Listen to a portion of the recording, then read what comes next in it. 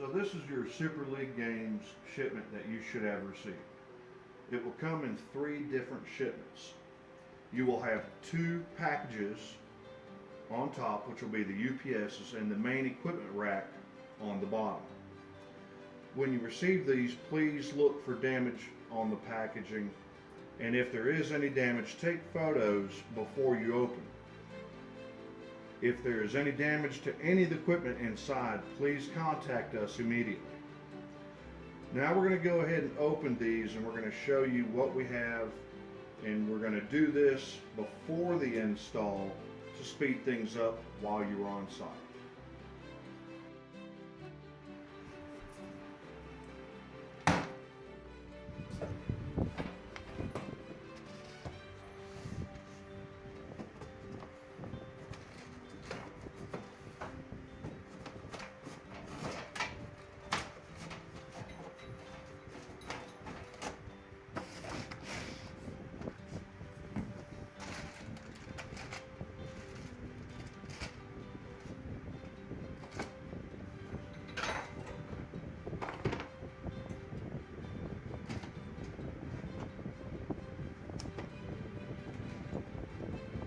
Boxed everything for our Super League Games install.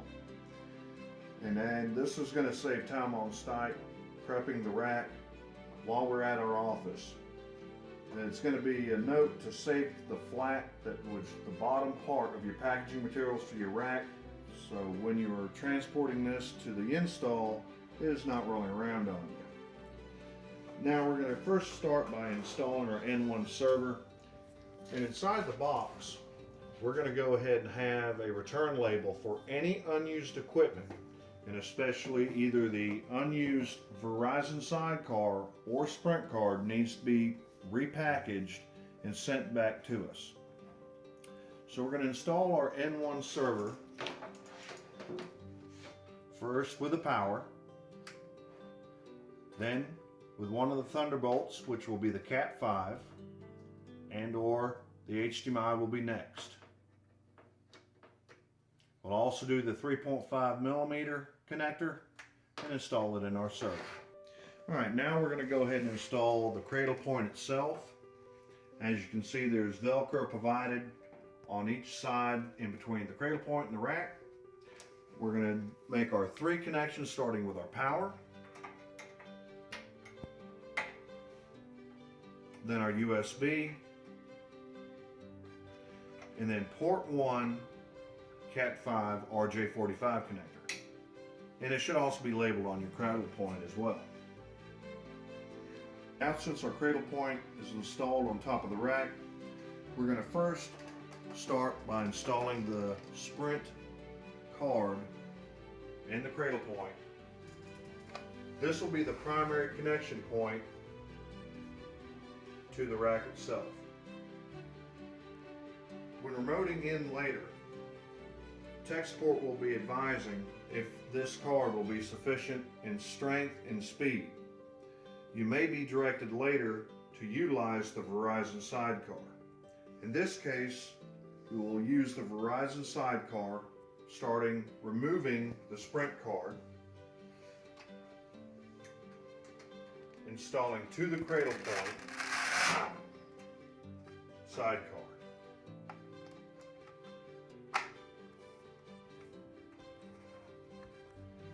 With a sidecar, you'll be supplied 2 antennas.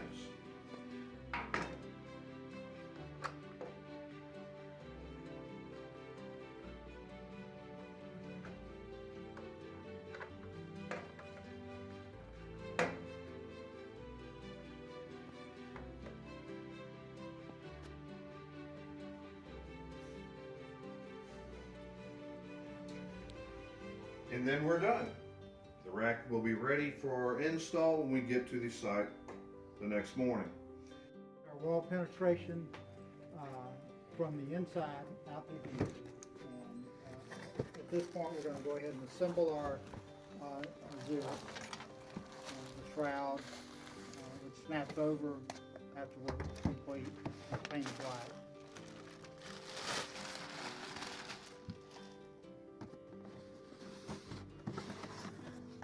We're going we use the T-bar connector for this particular install.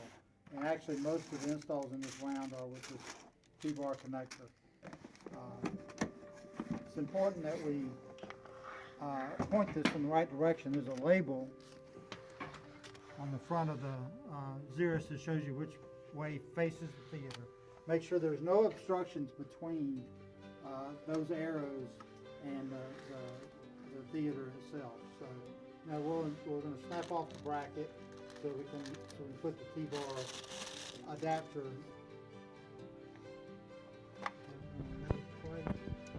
Install the T-bar bracket.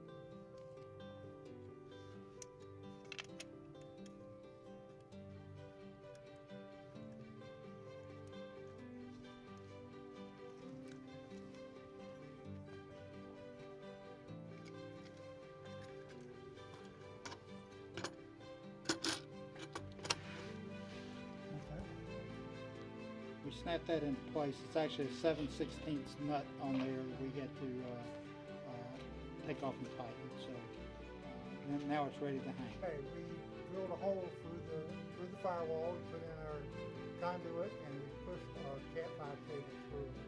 So we're going to take that Cat 5 cable and pull it over to where we're going to hang the access. Okay, this is the properly caulked conduit for the firewall. Insert, clipped it onto the T-bar. Now we're going to take that insert and snap it into the access point.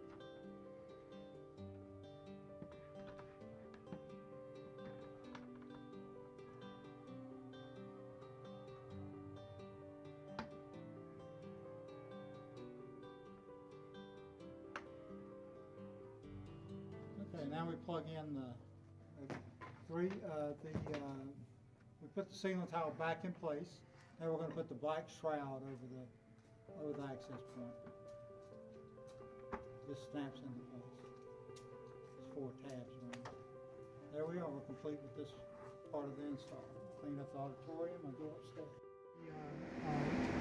Firewall penetration on the booth side. We got the cable run through. We caulked the other side. So we're going to caulk around it and in it to seal the integrity of that.